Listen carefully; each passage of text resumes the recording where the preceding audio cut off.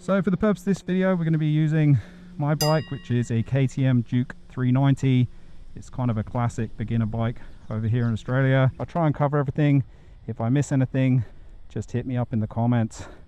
Let me know I've been a naughty boy. Obviously, at this point, I'm assuming you've got your hands on a bike and you've got the key. I'm now sat on the bike, trying to get comfortable. Feet are on the ground, kind of wobbling the bike side to side. I always check my mirrors at this point, check that I'm happy with them, but everyone's got personal preference, just like a car, how they want to set up their mirrors. Okay, so at this point, the thing you can do is you want to make sure you're in neutral.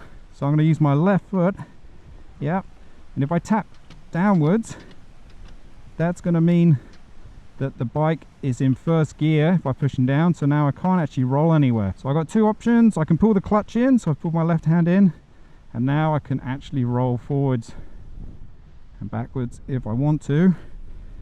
And just to help, by using the indicator on the screen, so it's saying the kill switch is on. Okay, so I've turned the kill switch off, and you can see up here first gear. Okay, so what I can do is just a half click up my foot on that lever that I pointed out before. So my left toe got underneath, did a half click up, we now gone into neutral. So I can actually let go of that clutch, and now I can still roll backwards and forwards. And when you do your learner course and stuff, that you spend most of the first day with the engine off, just kind of pushing the bike around with your own power, Flintstone style, just to get used to it. But what we're going to do is we're going to start the bike up. So I have a startup procedure that I like to do. I call it 4K, just to help me remember.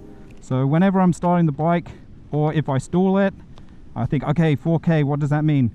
Okay, the first thing I'm going to do is check, is the kickstand up? Yeah, kickstand's up. Then check the key. Okay, key. All right, turn the bike on. Cool. Then kill switch. Yep, kill switch is not engaged, so we can actually now start the bike and know what gear you're in. Yep, so at the moment I'm in neutral, but you might have stalled in third gear or fifth gear or whatever. You want to make sure you're down, either back in neutral or down to first. Pull the clutch in. There's various reasons for that. People say they don't want the bike to lurch forward. You might not be in neutral, or it might say you're in neutral but you're actually in a gear, so it's going to lurch forward. Other people say it takes strain off of the engine, that kind of thing. Just for the sake of covering our bases, I tend to pull it in, and then we know it doesn't matter what gear I'm in, the bike's going to start without lurching forwards. So what I'm going to do now is I'm going to push the starter button, which is just down here on my bike, and there you go. You can see the motorcycle is started.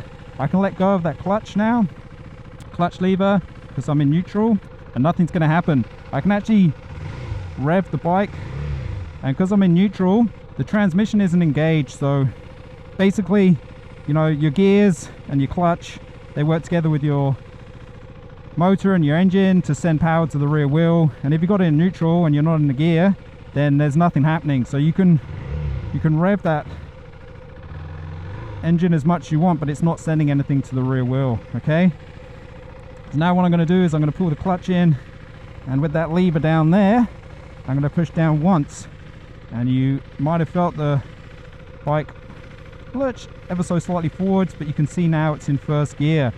So you can see the bike is idling. Every bike kind of has a rev range that it idles in.